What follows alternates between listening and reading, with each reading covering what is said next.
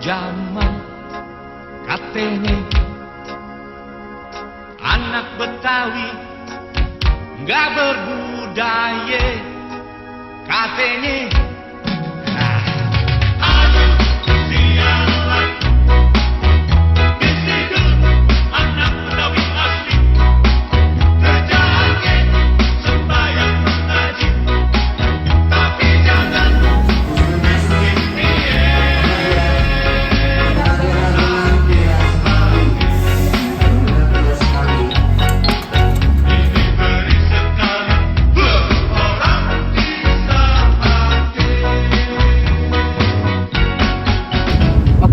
Saya ada Monas atau Monumen Nasional. Bangunan ini dibangun pada tahun 1961 dan juga diresmikan pada tahun 1975. Dan juga bangunan ini didirikan dengan megah dengan tinggi yaitu 132 meter atau setara 433 kaki dan juga memiliki luas bangunan sekitar 80 hektar.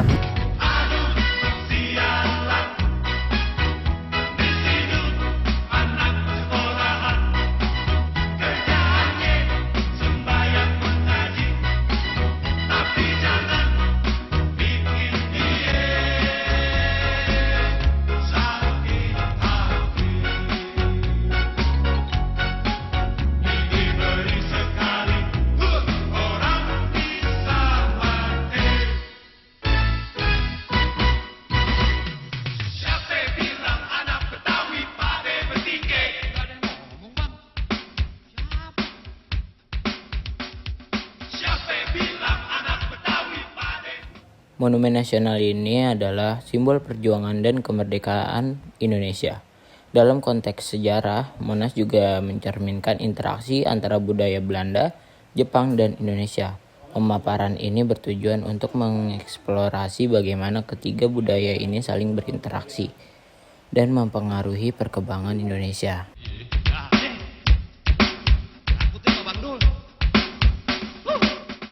Monumen Nasional ini juga sebagai simbol identitas dan kebanggaan bangsa Indonesia. Dari nilai-nilai yang terkandung dalam Monumen Nasional ini mencerminkan perjuangan rakyat Indonesia untuk meraih kemerdekaannya. Monumen Nasional ini juga mengisahkan perjalanan sejarah Indonesia dari masa penjajahan hingga kemerdekaannya, yang melibatkan interaksi-interaksi dengan berbagai budaya-budayanya.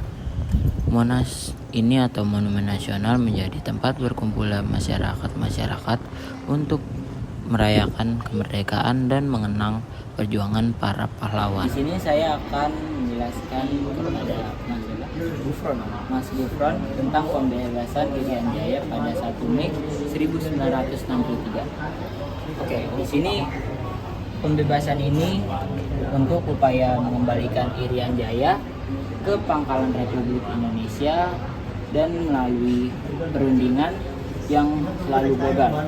Nah, ketika Belanda bermaksud untuk pemerintah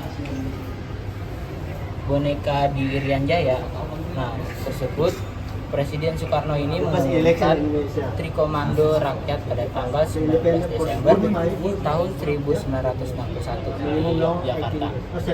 Nah, setelah komando ini dan Komando Mandala melancarkan operasi militernya, Belanda juga terpaksa menyerahkan Irian Jaya ini melalui PBB pada tanggal 1 Mei 1963.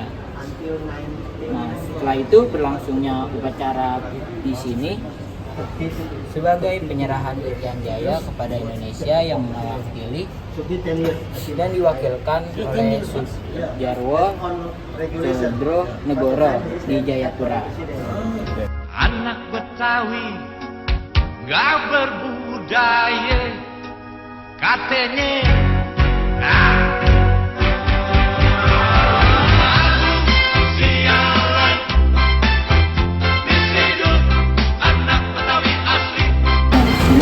Sekarang ada sejarah dari pertempuran Surabaya yang terjadi pada 10 November 1945. Nah, pasukan ini pada saat itu yaitu termasuk juga tentara dan juga pasukan Mica yang mendarat di Surabaya kala itu. Nah, pada saat itu ini terjadi pada bulan Oktober 1945 saat mendaratnya di Surabaya, yaitu pasukan Nicanya. Nah, setelah itu sehingga menimbulkan beberapa insiden yang kemudian meningkatkan seperti terjadinya pertempuran dan lain-lain. Setelah itu Brigjen Malabi terbunuh, dan setelah itu Surabaya dikeluarkan untuk menyerahkan senjata mereka. Setelah itu rakyat ini tidak menghiraukannya pada tanggal 10 November 1945. Setelah itu terjadinya pertempuran juga yang hebat ketika Sekutu mengerahkan kekuatan darat, laut, dan juga udaranya yang bisa membinasakan pasukan-pasukan yang ada di Surabaya kala itu. Dan juga pertempuran ini yang kini kita sebut sebagai Hari Pahlawan.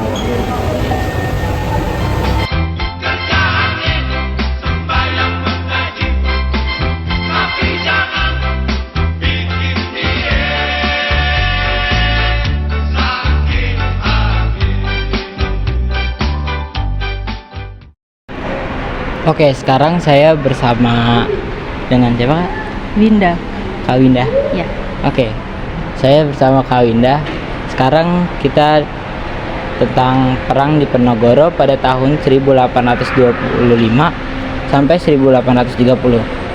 Nah, perang ini itu dicetuskan pada tahun 1825 oleh Pangeran Diponegoro dan merupakan salah satu perlawanan yang terjadi dengan rakyat semesta yang berlangsung secara terus-menerus sampai mendapatkan korban jiwa kurang lebih 15.000. Dan juga pertempuran ini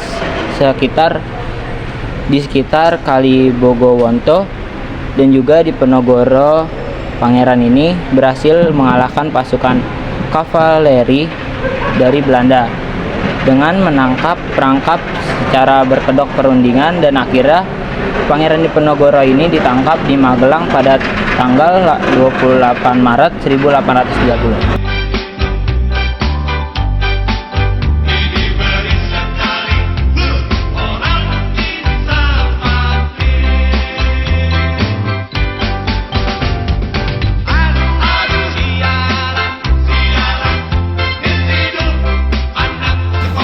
Oke, sekarang saya bersama Cika. Cika. Oke. Di sini ada sistem taman tanam paksa. Tanam paksa ini dari tahun 1830 sampai 1870, yang dimana perang di Penogoro mengakibatkan krisisnya keuangan bagi Belanda dan juga krisis untuk Gubernur Jenderal Van der Bos dan juga bagi tanah Jawa. Nah, bagian ini juga sebagian besar mereka menanam kopi, teh, lada, gula, dan juga kayu manis. Rakyat ini juga dipaksa untuk bekerja di perkebunan dan juga di cambuk, serta dipaksa untuk bekerja terus-menerus.